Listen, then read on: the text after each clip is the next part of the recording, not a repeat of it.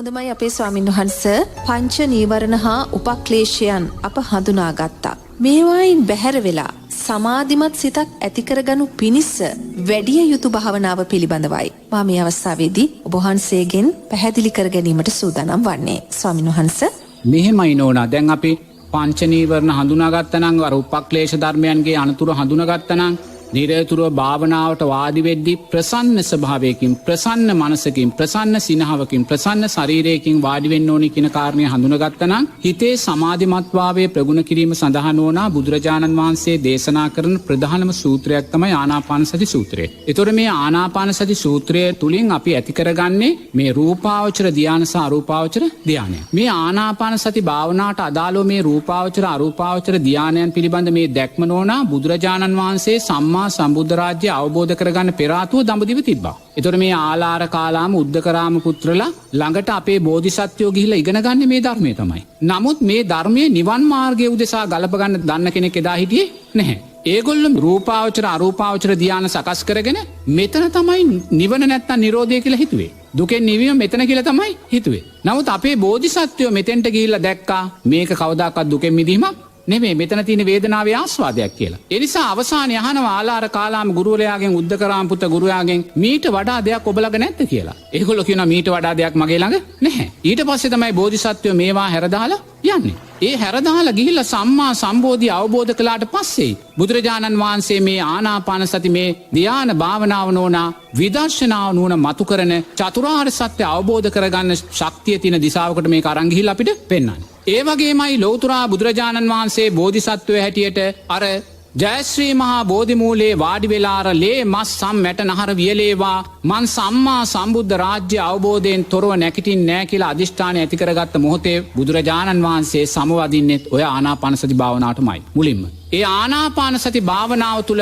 ධ්‍යාන මට්ටම් සකස් කරමින් තමයි බුදුරජාණන් වහන්සේ සම්මා සම්බුද්ධ රාජ්‍යයේ චතුරාර්ය සත්‍ය අවබෝධය කර අවශ්‍ය විදර්ශනා නුවණට යන්නේ. ඒ වගේම පිරිනිවන් මංචකයේ බුදුරජාණන් වහන්සේ සැතපීලා අවසාන හුස්ම ටික අවසාන විඥානීය නිවී යන මොහොතේ තමා තුළින්ම ඒ අවසාන සමවදින්නේ මේ ආනාපාන සති භාවනාවටමයි. ඒ සූත්‍රයේ තියෙනවා බුදුරජාණන් වහන්සේ පළවෙනි දෙවෙනි තුන්වෙනි හතරවෙනි ධ්‍යාන වලට සමවැදිලා අරූපාවචර ධ්‍යාන සමවැදිලා නිරෝධ සමාපත්තියට මොහොතක් සමවැදිලා ආයිමත් ඒ සමාපatti සුවයෙන් පහළට ඇවිල්ලා තමයි බුදුරජාණන් වහන්සේ පිරිනිවීම සිද්ධ වෙන්නේ. එහෙනම් බුදුරජාණන් වහන්සේ සම්මා සම්බෝධිය අවබෝධ කරන මොහොතේ පිරිනිවෙන මොහොතේ බුදුරජාණන් වහන්සේ ජීවිතයට එකතු කළා වූ ශ්‍රේෂ්ඨ උත්තම භාවනාවක් තමයි ආනාපාන සති භාවනාව. ඒ වගේම අපේ සමාජයේ යම් මතයක් තියෙනවා මේ ආනාපාන සති භාවනාව තුළින් ධ්‍යාන මට්ටම් සකස් කර ගැනීම අදිෂ්ඨානය කරලා කරන්න පුළුවන් කියන කාරණයක්. තේරෙනවද? ඒ කියන්නේ යමෙක් S2 පියාගෙන පළවෙනි ධ්‍යානය ඒ වගේ අදිෂ්ඨානය කිරීමෙන් ධ්‍යාන ශක්තිය නැති කරගන්න පුළුවන් කියලා මතයක්.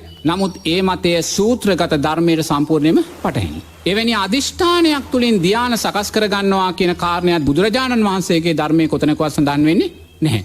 නමුත් එවැනි ක්‍රමවේදයන් සමාජයේ තියෙනවා. ඒ ක්‍රමවේදයන් එක වචනකින්වත් මම විවේචනය කරන්න යන්නේ නැහැ. නමුත් ධර්මානුකූලව ආනාපාන සති සූත්‍රයට ඒක අදාළ වෙන්නේ නැහැ ඒ ක්‍රමවේදයන්. තේරෙනවද? ඒ නිසා නිරේතුරුවම මේ ධර්ම මාර්ගය තුල ගමන් කරගෙන ආනාපාන සති භාවනාව තුල හිත සමාධිමත් කරන පින්වතා දක්ෂ වෙන්න ඕනේ. ආනාපාන සති භාවනාවත් විදර්ශනා භාවනුත් අතර ලොකු වෙනසක් තියෙනවා. දැන් මොකද කායානුපස්සනාව වඩද්දි අසුභය වඩද්දි පිළිකුල වඩද්දි මරණානුස්සතිය වඩද්දි එහෙම නැත්නම් මෛත්‍රිය බුද්ධානුස්සතිය වඩද්දි මේ සෑම දෙයක්ම වඩන්නේ එක්කෝ අධ්‍යාත්මික රූපයයි බාහිර රූපයේ අනිත්‍යභාවය දකිමින්. රූපය අරමුණු කරගෙන තමයි මේ භාවනා සියල්ල වැඩෙන්නේ. රූපය අරමුණු කරගෙන. නමුත් ආනාපාන සති භාවනාවේ තියෙන සුවිශේෂීභාවය කියන්නේ නෝනා මේක රූපය අරමුණු කරගෙන කරන්නා වූ භාවනාවක් නෙමෙයි. ආනාපාන සති භාවනාව හුස්ම අරමුණු කරගෙනයි කරන්නේ. තේරෙනවද? හුස්ම අරමුණු කරගෙන භාවනාව තමයි ආනාපාන සති භාවනාව.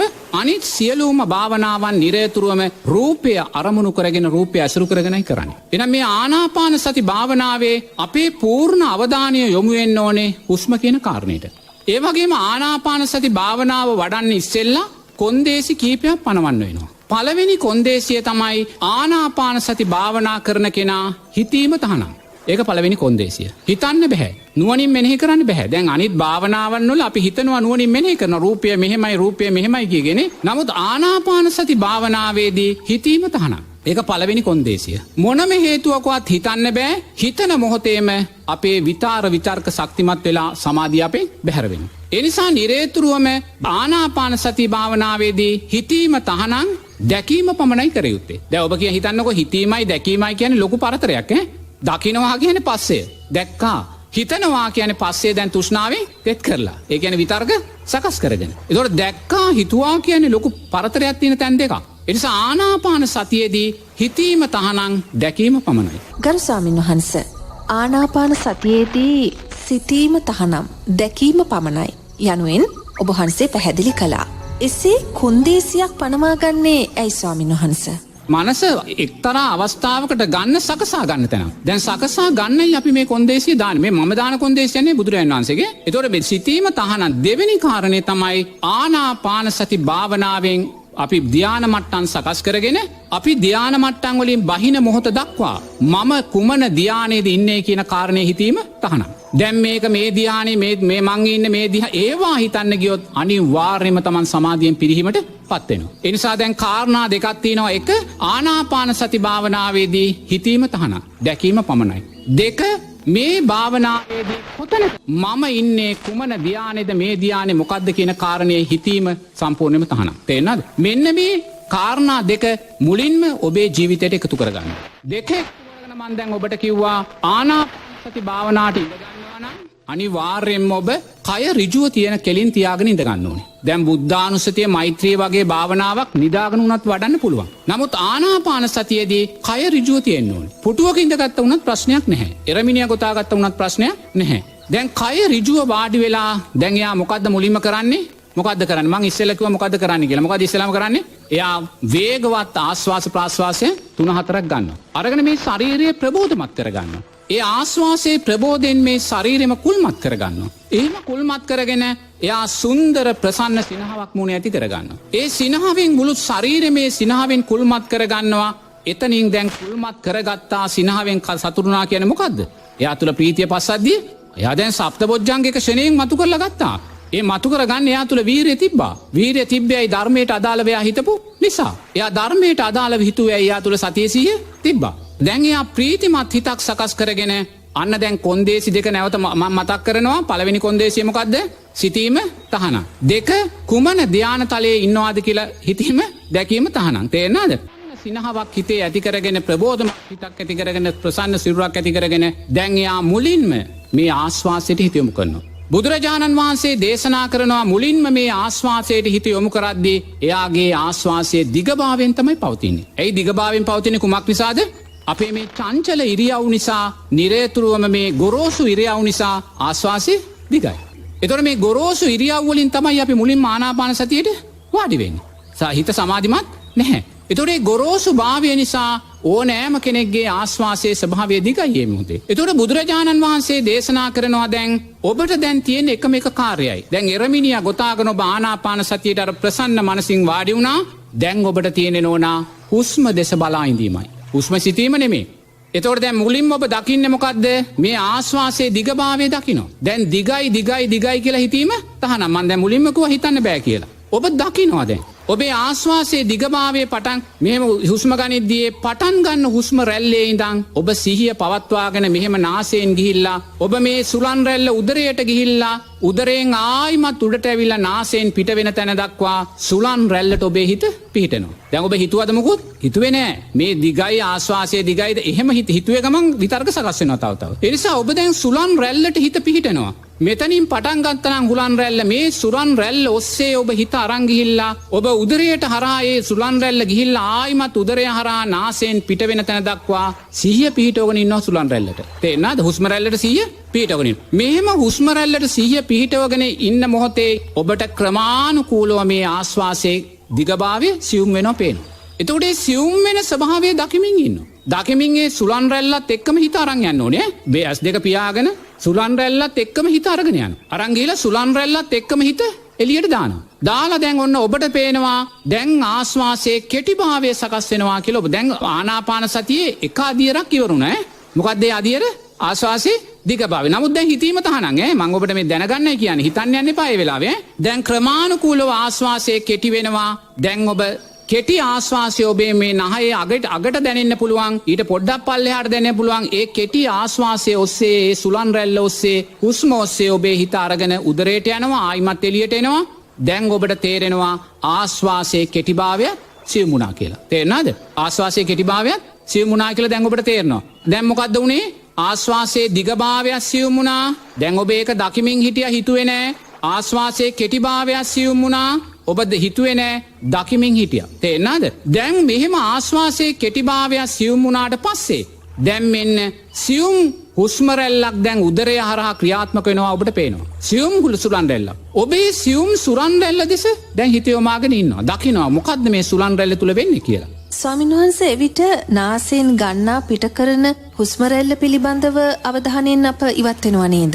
එහේ දැන් ආශ්වාසය අපි නහයෙන් තමයි කරන්නේ. නමුත් මේ කයේ ගොරෝසුභාවයේ සියුම් වෙච්ච නිසා අපි නාසයෙන් ඒක දැනෙන්නේ නැහැ. නැතු ආශ්වාස නොගෙන ඉන්නවා නෙමෙයි මේ සුරන් රැල්ල නාසයෙන්ම තමයි එන්නේ. නමුත් නෝන අපිට ඒක ප්‍රකට නැහැ. මොකද ඒ තරම් දැන් කය සියුම් වීගෙන ඉන්නේ. පංච නීවරණ ගොරෝසුභාවයේ තුනී වෙලා ඉන්නේ. දැන් මේ තුනී වෙලා ආශ්වාසයේ දිගභාවයේ තුනී වුණා කෙටිභාවයේ තුනී වුණා අන්න දැන් Tamanට මේ උදරය හරහා සියුම් ආශ්වාස රැල්ලක් එහාට මෙහාට නලියනවා දඟලනවා දැන් පේනවා දැන් ඒක Taman දකිමින් ඉන්නවා දැන් ආශ්වාසයේ දිගභාවයට මොකද උනේ ඒවා හිතීම තහනම් කුමක්ද වෙන්නේ වෙන දේ දකිමින් ඉන්නවා තේන දැන් Tamanට පේනවා මෙතන නලියන සියුම් ආශ්වාසයක් ඇති වෙනවා කියලා එතකොට මේ සියුම් ආශ්වාසයේ දකිමින් ඉන්නකොට නෝනා අන්න එක ක්ෂණයෙන් එයාගේ මුළු ශරීරයටම ක්‍රමානුකූලව ප්‍රීතිය මතුවෙනවා තේරෙනවද ප්‍රීතිමත් භාවයක් මතුවෙනවා ප්‍රීතිමත් භාවයක් මතුවෙනකොට ඒ ප්‍රීතියත් එක්කම සැපයක් ජීවිතයට එනවා කියලා බුදුරජාණන් වහන්සේ දේශනා කරනවා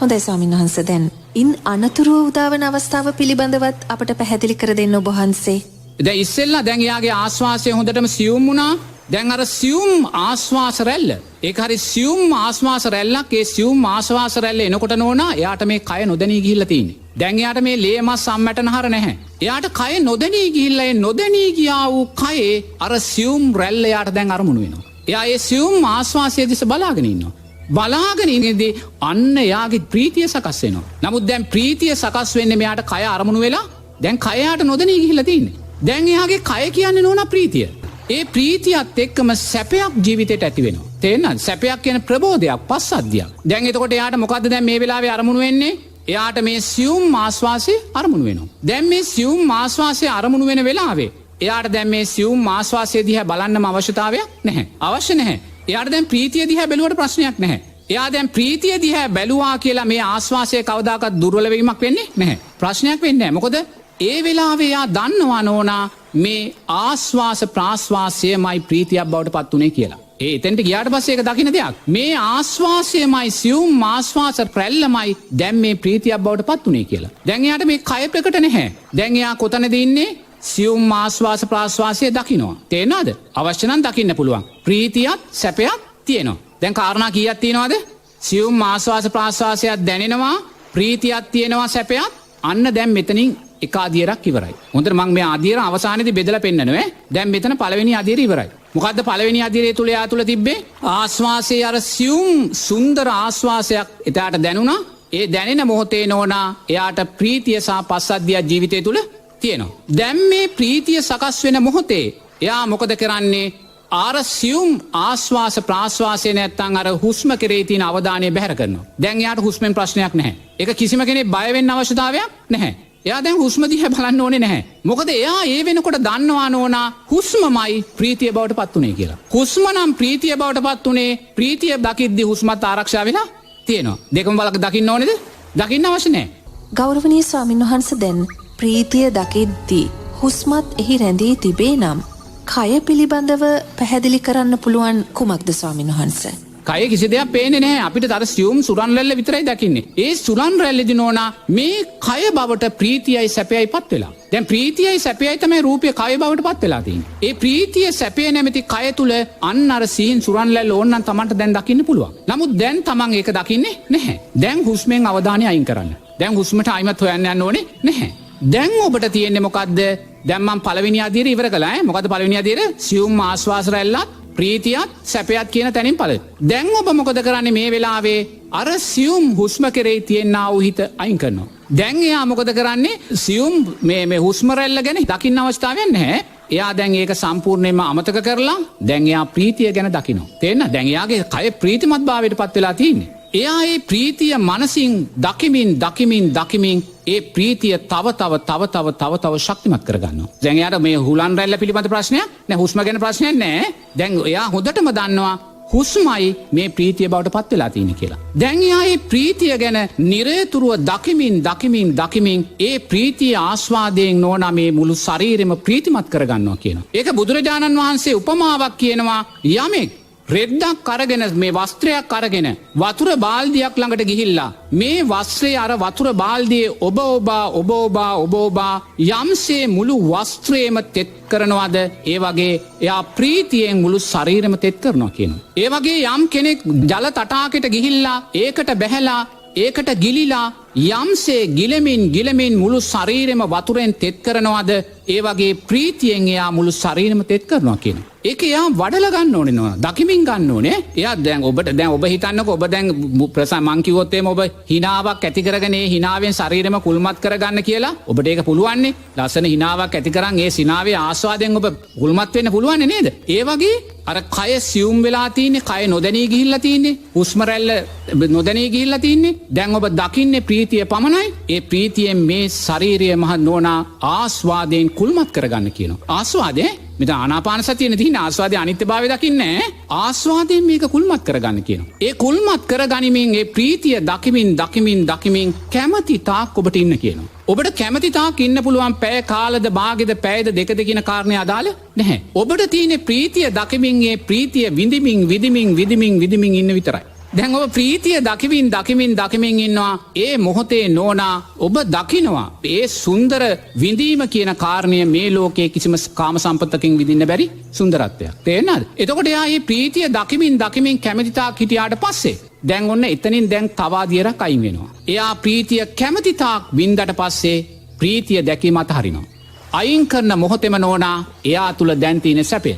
තේරෙනවද? දැන් ප්‍රීතියයි සැපයයි කලමේ මෙතන තිබ්බේ මෙච්චර වෙලා නමුත් දැන් ප්‍රීතිය ගැන දැකීම සම්පූර්ණයෙන්ම අයින් කරාට පස්සේ දැන් ප්‍රීතිය නෙමේ යාට අරමුණු වෙන්නේ සැපය. එයා ඒ සැපය කියලා කියන්නේ නෝනා නිරතුරුවම පස්සද්ධිය. සැහැල්ලුව, පාවෙන ස්වභාවය, කයේ නොදැනී යන භාවය. ඒතකොට ඒ සැපය අත්විඳින්මින් බුදුරයන් වහන්සේ කියනවා කැමැති තාක් ඔබ ජීවත් වෙන්න කියලා. දැන් එයාට තුලන් රැල්ල එහෙම නැත්නම් හුස්ම රැල්ල පිළිබඳ යාට දැක්මක් නැහැ. එතනින් ගියාම ප්‍රීතිය පිළිබඳ දැකීමක් නැහැ. දැන් තියෙන්නේ සැපේ ආස්වාදයේ තුල යා ඉන්නවා. සැපේ ආස්වාදයේ කැමැති තාක් විඳිමින් ඉන්නකොට බුදුරජාණන් වහන්සේ කියනවා නෝනා යාට සුන්දර ආලෝක සංඥාවක් සකස් වෙනවා කියලා. සුන්දර ආලෝක සංඥාවක් සකස් වෙනවා කියලා. ඒ සුන්දර ආලෝක සංඥාව සකස් වෙන මේ නලල් තලයේ ආශ්‍රිතව. තේරෙනවද? මේ නලලට ආශ්‍රිතව තමයි අරමුණු වෙලා තමයි මේ සුන්දර ආලෝක සංඥාව සකස් වෙන්නේ. ස්වාමීන් වහන්සේ දැන් ඒ ආලෝක සංඥාවට භාවනා යෝගියා ප්‍රතිචාර දක්වන්න ඕනේ කොහොමද ස්වාමීන් වහන්සේ? එයා පුරුදු නැති කෙනෙක් නම් එයා තිගස් වෙනවා. මොකද ඒ ආලෝක සංඥාව ඒසා ප්‍රභාස්වරයි. ඒ ආලෝක සංඥාව කියන්නේ වෙන මොකක්වත් නෙමෙයි එයාගේ හිතේ ප්‍රභාස්වරභාවය. එයා තුලිනුයි ආලෝක සංඥාව මතුවෙන්නේ. ඒතකොට එයා හරියටම සැපේ කියන ඉලක්කයට ආවනන්න ඕන ආලෝක සංඥාව ශරණයෙන් එද්දී අනිවාර්යයෙන්ම එයා තිගස් වෙනවා. එයා තිගස්සිලා ආලෝක සංඥාව ගැන හිතුවොත් හිතන මොහොතේම ආලෝක සංඥාව දුර්වල වෙනවා. මොකද හිතුවනේ හිතන්න බෑ දකින්නයි තියෙන්නේ. තේරෙනවද? ඒ නිසා පුරුදු නැති කෙනා ආලෝක සංඥාව එන මොහොතේම බය වෙනවා, ගැටෙනවා. මොකද්ද මේ උනේ කියලා හිතන මොහොතේම ආලෝක සංඥාව දුර්වල යනවා. දුර්වලලා කියන ආලෝක සංඥාව අවපහ ගන්න වෙනවා. එහෙම නැත්නම් ඒක විකෘති වෙනවා. නැත්නම් ඒක අර කිරිබත් කෑල්ලක් වගේ හැඩයකට එනවා. ඒ එක විකෘතීන් බවට පත් වෙනවා. ඒ විකෘතිය කියන්නේ මොකද්ද? අන්න හිතේ දුර්වලභාවය, ප්‍රභාස්වරභාවය දුර්වල වෙනවා. ඒ ආලෝක සංඥාව දිස්වන්නේ කොයි විදිහටද ස්වාමීන් වහන්සේ? හැඩයක් තියනවද? කොයි ස්වරූපයෙන්ද? නිරතුරු ඒක රවුමක් ආකාරයට තියෙන්නේ. නමුත් ඒ රවුම නෝනා නිකන් පුපුරන ආලෝකයක් එළියට දෙන්නේ. ඒක පුදුමාකාර ප්‍රභාෂරයි. පළවෙනි පාර දකින්න කෙනෙක් නම් අනිවාර්යයෙන්ම එයක් කලබල වෙනවා. මොකක්ද මේ උනේ කියලා එයාට හිතන්න වෙනවා. මොකද ඒ ආස්වාදය තුලනේ මේක එන්නේ. ඒ නිසා මේ ආලෝක සංඥාව වැටුණ මොහොතේ එයාට හිතන්න බෑ මේ මොකද්ද කියලා. ආලෝක සංඥාව දකිමින් එයා ඉන්නවා. තේරෙනවද? දැන් මොකද්ද උනේ? සැපය බැහැර වුණා. සැපය බැහැර වුණ තැන දැන් සැපය ගැන නෙමෙයි එයා දකින්නේ ආලෝක සංඥාව ගැන. දැන් එයා කැමැති තාක් ආලෝක සංඥාව තුල ජීවත් වෙනවා. කැමැති තාක් ආලෝක සංඥාව තුල ජීවත් වෙලා දැන් එයාට පුළුවන් දැන් ඇති කියලා හිතුනොත් ආස්වාසේ ක්‍රමානුකූලව වේගවත් භාවය ඇති කරගෙන ආයිමත් ආනාපාන සතියෙන් අර මුල් තැනට එන්න. එයා ක්‍රමානුකූලව ආශ්වාසයේ දිගභාවය ඇති කරගෙන ඒකට එන්න ඕනේ. වේගවත් භාවය ඇති කරගෙන ආව. දැන් ඔතන ඉන්න ඕන ආනාපාන සති භාවනාවේ එක අදියරක් ඉවරයි. රූපාවචර අදියර ඉවරයි. දැන් තමයි නෝනා ආනාපාන සතියේ තියෙන තීරණාත්මක නැත්තම් සුවිශේෂීම තැනට දැන් අපි එන්නේ. දැන් මම මේ කියන තැනට එනකන් ආලාර කාලාම උද්දකරාම පුත්‍රලත් කළා. තේරෙනවද? දැන් බුදුරජාණන් වහන්සේ ආනාපාන සතියට කරපු දේ තමයි දැන් මම දැන් කියන්නේ. මේක තමයි ආනාපාන සති භාවනාවේ සුවිශේෂීම නිවන් මාර්ගය මතු කළ දෙන්නා වූ අංග 3. මට සමාවන්න ස්වාමීන් වහන්ස භාවනාවේ නිවන් මාර්ගයේ මතු කර දෙන අංග 3 පැහැදිලි කර ගැනීමට මත්තෙන් මට ඔබ වහන්සේගෙන් විමසන්නට හිතෙනවා මේ ආලෝක සංඥාව භාවනා යෝගියාට දිස්වීමට කොයිතරම් පුළුල් කාල පරාසයක් ගත වෙනවද ස්වාමීන් වහන්සේ? නැහැ ඒක එයාගේ පංච නීවරණ යටපත් වුණ ස්වභාවය මත විනාඩි 10කින් එන්න පුළුවන්. තේරෙනවද? ඒක පුරුල් පරාසයක් කියන්නේ නැහැ. ඒක එක්කනාගේ අත්දැකීම් තුළ ඒකට එන්න පුළුවන්. විනාඩි 10ක් තුළ එන්න පුළුවන්. ඒක කිසිම ගැටලුවක් නැහැ. මේක තමයි නෝනා ආනාපාන සති භාවනාව උතුම් චතුරාර්ය සත්‍ය අවබෝධයේ රහත් ඵලයේ තැනට අපි අරගෙන යන තැන. එතනදි දැන් මොකද්ද කරන්නේ? දැන් එයා ආනාපාන සති අර භාවනාවෙන් පල්ලෙහාට ආවා ප්‍රමාණිකූලව. නමුත් දැන් එයාගේ හිත හොඳට සමාධිමත්. නමුත් ධානා මට්ටම් එයා තුල නැහැ. හිත සමාධිමත්. මේ සමාධිමත් හිතෙන් බුදුරජාණන් වහන්සේ කියනවා කාරණා 3ක් දකින්න කියලා. කාරණා 3ක්. මේ කාරණා 3න් මුල් කාරණය මොකද්ද? මුල් කාරණය බුදුරජාණන් වහන්සේ දේශනා කරනවා දැන් ඉන්න සමාධිමත් හිතෙන් මේ කුමක්ද උනේ කියන කාරණේ දකින්න කියලා. තේරෙනවද? මොකද්ද දැන් මෙතන උනේ කියන කාරණේ දකින්න කියලා. මොකක්ද එයා දකින්නවා ගැන හිතන්න කියලා. දැන් හිතන්න පුළුවන් ඈ. දැන් දැකීම ඉවරයි. දැන් හිතන්න දැන් තියෙන හිතන තැන මොකද්ද උනේ කියලා හිතන්න කියනවා. එතකොට මොකද්ද උනේ? ආශ්වාස ප්‍රාශ්වාසයේ දිගභාවයක් තිබ්බා. ආශ්වාස ප්‍රාශ්වාසයේ කෙටිභාවයක් ඇති වුණා. ආශ්වාස ප්‍රාශ්වාසයේ සියුම්භාවයක් ඇති වුණා. ප්‍රීතිය ඇති වුණා. සැපය ඇති වුණා. අර ආලෝක සංඥාව තුළින් උපේක්ෂාව අන්න එයා දැන් නුවණින් දකිනවා. මොකක්ද නුවණින් හිතනවා මෙන්න මේකයි සිද්ධ වුනේ කියලා. දැන් ඒක තමයි පළවෙනි අදියර. දෙවෙනි අදියර බවට පත් වෙන්නේ නෝනා. දෙවෙනි අදියරේදී බුදුරජාණන් වහන්සේ කියනවා මෙන්න දැන් තමයි ධානාතල වෙන් කරලා දකින්න තැන. තේරෙනවද? දැන් මෙතෙන් දෙනකන් ධානාතල හිතන්න බෑ. දැන් මේ දෙවෙනි අදියරේදී අන්න බුදුරජාණන් වහන්සේ කියනවා දැන් ඔබ ගත කළා වූ ආනාපාන සති භාවනාව ධාන වශයෙන් බෙදලා වෙන් කරලා දකින්න කියලා. අන්න දැන් දකින්න තැන. තේරෙන හිතන තැන. එතකොට දැන් ඒ යෝගාවචරයා දැන් බුදුරජාණන් වහන්සේගේ ආනාපාන සති සූත්‍රයට අදාළව අන්න මේ තමන් ගත කළා වූ ආනාපාන සතිය ධාන වශයෙන් බෙදනවා. එතකොට ධාන වශයෙන් බෙදලා බලන්නේ කොහොමද? දැන් මම ඔබට කිව්වා අර ආශ්වාසයේ දිගභාවය සියුම් වුණා, කෙටිභාවය සකස් වුණා.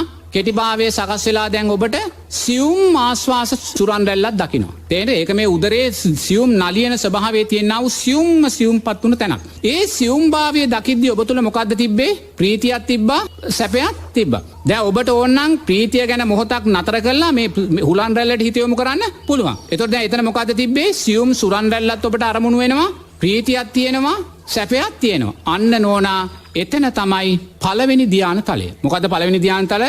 විචාර විතර්ක සහිත. මොකද ඔබ තාම මේ සිහින් සුරන් රැල්ල දකිනවා. විචාර විතර්ක සහිත ප්‍රීතිය සැපය සහිත පළවෙනි ධාන තලය. අන්න දැන් Taman ධාන බෙදලා බලනවා. මොකද්ද පළවෙනි ධාන තලය? විචාර විතර්ක සහිත. මොකද සියුම් සුරන් රැල්ල තාම අරමුණු වෙනවා. විචාර විතර්ක සහිත ප්‍රීතිය සැපය සහිත පළවෙනි ධාන තලය. අන්න දැන් Taman බෙදලා දකිනවා. දැන් පළවෙනි ධාන තලයෙන් පස්සේ ඔබ මොකද කළේ? දැන් මම ඔබට කිව්වා අර සියුම් සුරන් රැල්ල ගැන දැකීම අයින් කරන්න කියලා. සියුම් සුරන් රැල්ල ගැන දැකීම අයින් කරන්න කියලා. එතකොට දැන් මොකද්ද ඔබ තුල තිබ්බේ? ප්‍රීතිය සහ සැපය. අන්න දැන් විචාර විතර්ක නිරුද්ධ වූ ප්‍රීතිය සැපය සහිත දෙවෙනි ධාන තලය.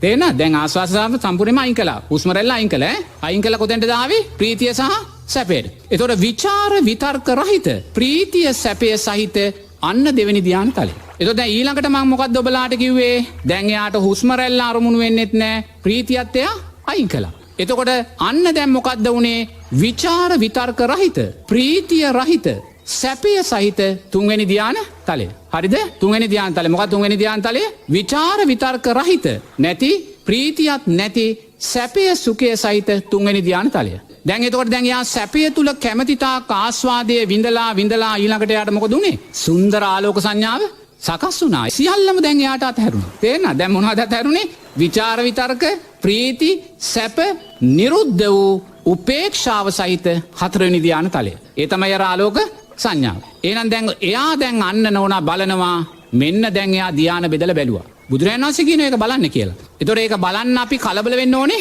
මේ තැනට එනකම් අපි ඉන්න ඕනේ.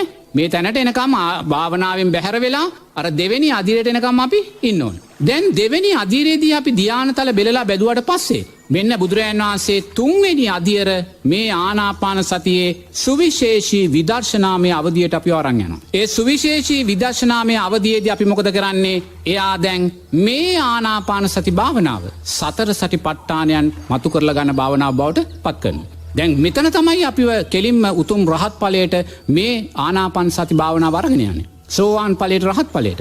එයා දැන් මේ ආනාපාන සති සමාධිය මේ ධ්‍යාන සමාධිය නෝනා එයා දැන් සතර සටිපට්ඨාන ධර්මයන් තුලින් මතු කරලා දකිනවා. එයා මතු කරලා දකින්නේ මොකද්ද?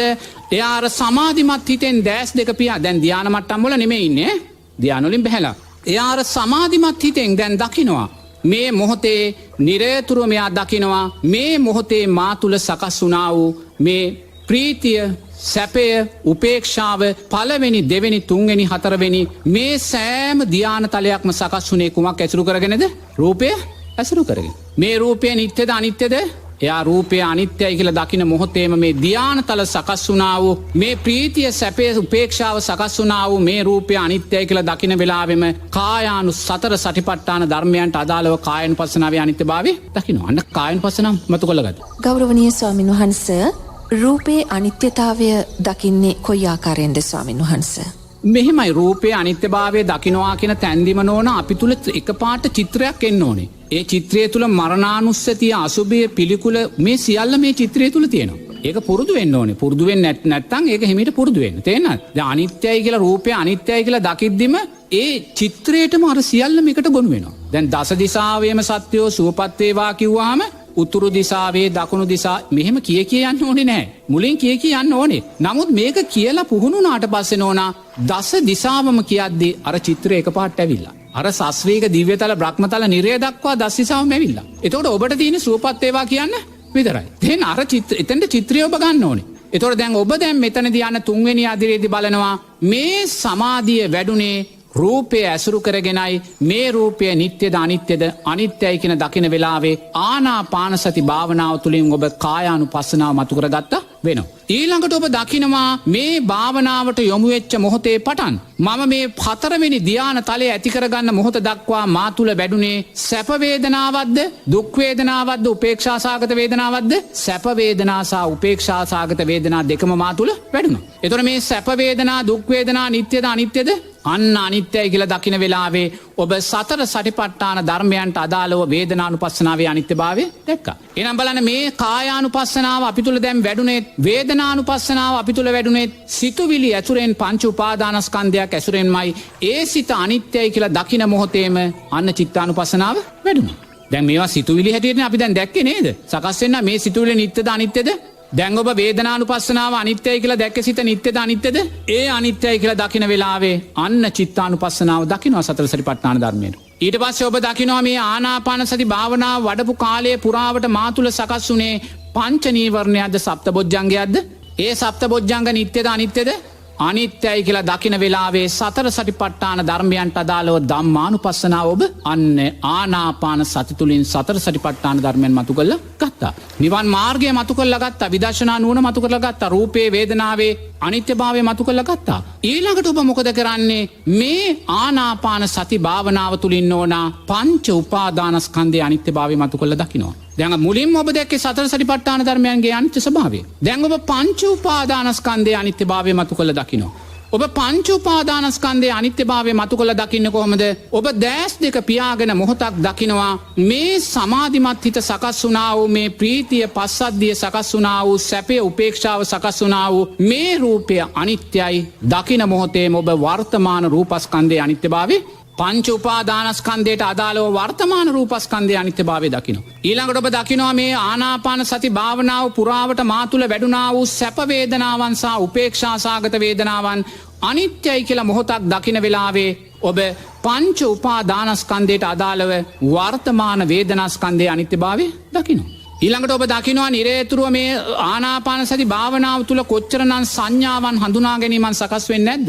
මේ මෙන්න දැන් ආශ්වාසයේ දිගභාවය, මෙන්න කෙටිභාවය, මෙන්න නිරුද්ධ වුණා, මෙන්න ප්‍රීතිය, මෙන්න සැපය, මෙන්න පළවෙනි ධානය, මෙන්න දෙවෙනි, මේ ආකාරයෙන් ඇති කරගත්තා වූ සෑම හඳුනා ගැනීමක්ම නිත්‍ය වුණාද අනිත්‍ය වුණාද?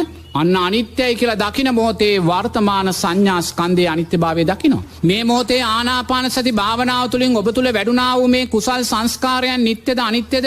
අනිත්‍යයි කියලා දකින මොහොතේ වර්තමාන සංස්කාර ස්කන්ධයට අදාළව අනිත්‍යභාවය දකිනවා. මේ ආනාපාන සති භාවනාව තුළ ඔබ තුළ වැඩුණා වූ යම් විඥානයක් විශේෂ වූ දැනීම, මේක පළවෙනි ධානය, මේක දෙවෙනි ධානය, මේක තුන්වෙනි ධානය, මේක හතරවෙනි ධානය, මේක සැපය, මේක ප්‍රීතිය, මේක උපේක්ෂාව කියලා විශේෂ වූ දැනීම. මුලින් අපි විශේෂ වූ හඳුනා ගැනීම දැක්කේ. මේ විශේෂ වූ දැනීම නිත්‍යද අනිත්‍යද? එහෙනම් නෝනා මේ විශේෂ සෑම දැනීමක්ම අනිත්‍යයි කියලා දකිද්දී පංච උපාදානස්කන්ධයට අදාළව වර්තමාන විඥානස්කන්ධයේ අනිත්‍යභාවය අන්න බලන්න. ආනාපාන සති භාවනාව තුළින් අපි මුලින් සතර සතිපට්ඨානයන් මතු කරලා දැක්කා. දැන් දෙවනුව මොකද දැක්කේ? වර්තමාන පංච උපාදානස්කන්ධයේ අනිත්‍යභාවය මතු කරලා ගත්තා. ඊළඟට යා දකින්නවා වර්තමාන පංච උපාදානස්කන්ධයේ අනිත්‍යභාවය දැක්කාට පස්සේ මේ ආනාපාන සති භාවනාව අතීත පංච උපාදානස්කන්ධයේ අනිත්‍යභාවයට යා ගලපලා දකින්නවා. එයා දකිනවා අතීතයේ මන් සම්මා සම්බුද්ධ ශාසනවල පටිච්ච සමුප්පන්නව ඉපදිලා කොයි සානම් ධ්‍යාන සකස් කරගන්න නැද්ද? කොයි සානම් රූපාවචර අරූපාවචර බ්‍රහ්මතලවල ඉන්නේ නැද්ද? මේ සකස් වුණා වූ සෑම ධ්‍යානයක්ම සකස් වුණේ රූපයක් ඇසුරෙන්. ඒ අතීත රූපස්කන්ධය නිට්ටයද අනිත්‍යද? ඒ අතීත රූපස්කන්ධය අනිත්‍යයි කියලා දකිද්දී අතීත පංච උපාදානස්කන්ධයට අදාළව රූපස්කන්ධයේ අනිත්‍යභාවය දකිනවා.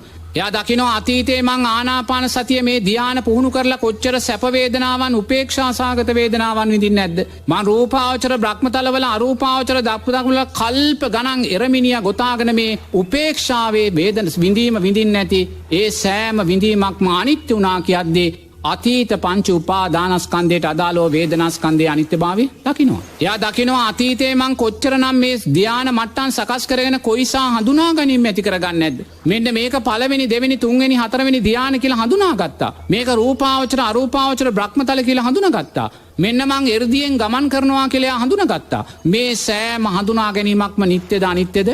අනිත්‍යයි. ඒ හඳුනා ගැනීම අනිත්‍යයි කියලා දකින මොහොතේ අන්න අතීත පංච උපාදානස්කන්ධයට අදාළව අතීත සංඥාස්කන්ධයේ අනිත්‍යභාවය දකිනවා. එයා අතීතයේ ආනාපාන සතිය පුහුණු කරලා යම් රූපාවචර අරූපාවචර බ්‍රහ්මතලෝ ඉපදුනා නම් ඕනා. එහෙමනම් නිරේතුළුවේ සකස් වුණා වූ කුසල් සංස්කාරයන් නිට්ටය වුණාද අනිත්‍ය වුණාද? අනිත්‍ය වුණා. ඒ අනිත්‍ය වුණා වූ සංස්කාරයන් අනිත්‍යයි කියලා දකිද්දී එයා අන්න අතීත පංච උපාදානස්කන්ධයට අදාළව නොවන සංස්කාරස්කන්ධයේ අනිත්‍යභාවය දකිනවා. ඒ වගේම එයා අතීතයේ ආනාපාන සති භාවනාව වඩලා කොච්චරනම් විශේෂ වූ දැනීම් ඇති කරගන්නේ නැද්ද? මෙන්න නිත්‍ය වශයෙන් එයා ස්ථිර වශයෙන් දකිනවා මේක පළවෙනි, දෙවෙනි, තුන්වෙනි, හතරවෙනි ධ්‍යාන කියලා. මේක තමයි රූපාවචර බ්‍රහ්මතලය, අරූපාවචර බ්‍රහ්මතලය, මේකයි සමාධිය, උපේක්ඛාව, මේකයි ප්‍රීතිය, සැපය කියලා ස්ථිර වශයෙන් දකිනවා. මේ විඥානයන් නිට්ටය වුණාද අනිත්‍ය වුණාද? අනිත්‍ය වුණා. අන්න අතීත පංච උපාදානස්කන්ධයට අදාළව අතීත විඥානස්කන්ධයේ අනිත්‍යභාවය. දැන් එයා මොකද්ද කළේ? මුලින් වර්තමාන පංච උපාදානස්කන්ධයේ අනිත්‍යභාවය මතු කරලා ගත්තා. දෙවෙනුව අතීත පංච උපාදානස්කන්ධයේ අනිත්‍යභාවය මතු කරලා ගත්තා. මේ දෙක තුලින් දැන් එයා නුවණින් දකිනවා වර්තමාන පංච උපාදානස්කන්ධයත් අනිත්‍ය නම් ආනාපාන සති භාවනාවට අදාළව, ආනාපාන සති භාවනාවට අදාළව අතීත පංච උපාදානස්කන්ධයත් අනිත්‍ය නම් වර්තමානයත් අතීතයත් අනිත්‍ය නම් එයා ධ්‍යාන පිළිබඳව අනාගත පංච උපාදානස්කන්ධයකට බැඳෙන්නේ නැහැ. එයා ධ්‍යාන සකස් කරගනිමින් නිරේතුරුවේ ධ්‍යානයන්ගේ අනිත්‍යභාවය දකිනවා. එයා ධ්‍යානයන්ගේ ආස්වාදයට බැඳෙන්නේ නැහැ. එයා ආස්වාදයේ තුල ධ්‍යාන මට්ටම් සකස් කරගෙන ඒ ආස්වාදයෙන් බහින මොහොතේම එයා ඒ සියලුම දේම වර්තමාන පංච උපාදානස්කන්ධයේ අනිත්‍යභාවයට ගලපනවා. එයා ධ්‍යාන මට්ටම් තුල ඉන්නේ නිරේතුරුවම ධ්‍යාන මට්ටම් වලින් බහින මොහොතේම ඒ සංස්කාරයන්ගේ අනිත්‍යභාවය දකින්නේ. දැන් එයාට රූපාවචර බ්‍රහ්මතලය කියන දේ සිහිපත් වෙද්දී එයා දකින්නේ අනිත්‍යයි කියලා විතරයි. එයාට දැන් අරූපාවචර බ්‍රහ්මතල ගැන සිහිපත් වෙද්දී එයා ඊළඟ චිත්තයෙන් දකින්නේ අනිත්‍යයි කියලා විතරයි. එයාට පළවෙනි, දෙවෙනි, තුන්වෙනි, හතරවෙනි ධ්‍යාන සිහිපත් වෙද්දී එයා දකින්නේ මේවා අනිත්‍ය වූ දේවල් කියලා. අන්න එයා වර්තමාන පංච උපාදානස්කන්ධයට බැඳෙන්නේ නැහැ. එයා අතීත පංච උපාදානස්කන්ධයේ අනිත්‍යභාවය දැක්කා. ඒ නිසා කවදාක්වත් එයා නැවත ධ්‍යාන නිසා නොනා අනාගත පංච උපාදානස්කන්ධයට බැඳීමක් නැහැ. අන්න එයා මේ භවයේ නිරෝධය වුණා, නිරුද්ධ වුණා කියලා බුදුරජාණන් වහන්සේ දේශනා කරනවා. එනිසා නෝනා දැන් ඔතන තමයි නිරේතුරුවම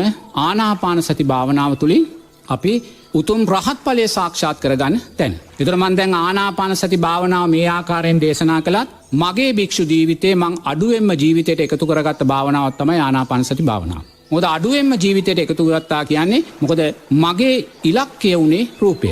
තේරෙනවද? හුස්ම කියන කාරණේ නෙමෙයි. තේරෙනවද? ඒ නිසා මම නිරේතුරුවම රූපය ඉලක්ක කරගත්තා වූ රූපය අනිත්‍ය වශයෙන් දකින්න ඉලක්ක කරගත්තා වූ භාවනාවන් තමයි මම මගේ ජීවිතේ වැඩියෙන්ම පුහුණු කරේ. කායानुපස්සනාවට අදාළව. අපගේ ස්වාමින් වහන්සේගේ ඒ අත්දැකීමත් ඔබේ ජීවිතයට පූර්වාදර්ශයක් කරගන්න. ආර්යයන් වහන්සේලා දැකීම මුණගැසීම දුර්ලභ කාරණයක්. ඒ වගේම මේ උතුම් දහම අපට මුණගැසී තිබීමත් දුර්ලභ කාරණයක්. ඉතින් මේ දහම ග්‍රහණය කර ගැනීමට හැකි මනසක් සහිතව බෞද්ධයෙක් වී ඉපදීමත් දුර්ලභ කාරණයක්. ඉතින් මේ සියලු දුර්ලභ කාරණා මැත්තෙන් ජීවිතය නියමාකාරයෙන් දැකීමට හැකි මනසක්, සත්‍ය දැකීමට හැකි මනසක් ඔබ ඇති කරගන්න, ඔබේ ප්‍රඥාව වර්ධනය කරගන්න, සත්‍ය දකින්නට ඔබට නිරතුරුවම හැකි වේවා කියන ප්‍රාර්ථනයත් සමග අප සියලුම දෙනා එක්වෙමු ස්වාමින් වහන්සේට පින් අනුමෝදන් කරන්න. ගෞරවනීය ස්වාමින් වහන්සේ, ඔබ වහන්සේ කොහේ වැඩ සිටියත් මේ අවස්ථාවේදී අප සියලුම දෙනා තෑස් පියාගෙන ඔබ වහන්සේට පින් අනුමෝදන් කරනවා. කිසිදු නපුරු මොහොතක්, නපුරු අවස්ථාවක්, නපුරු සත්වයක් ඔබ වහන්සේට මුණ නොගැසේවා. ඔබ වහන්සේගේ අවසන් අරමුණ ඔබ වහන්සේට ඊ타මත් ඉක්මනින් මුණ ගැසේවා, සාක්ෂාත් වේවා කියා අප ප්‍රාර්ථනා කරනවා.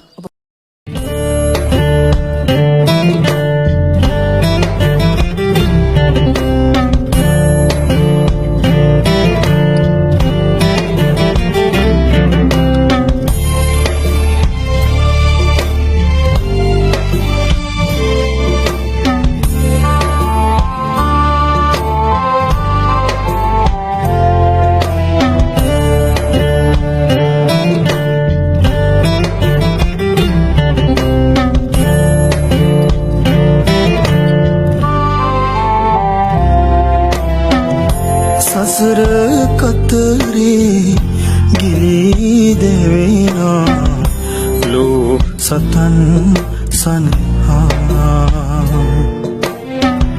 බුදුන් වැඩි මග මහරහත් මග අතනුහෙර වඩිනා සසුනබරි දිලෙනා සුකුන් සඳ සසුන බබලවනා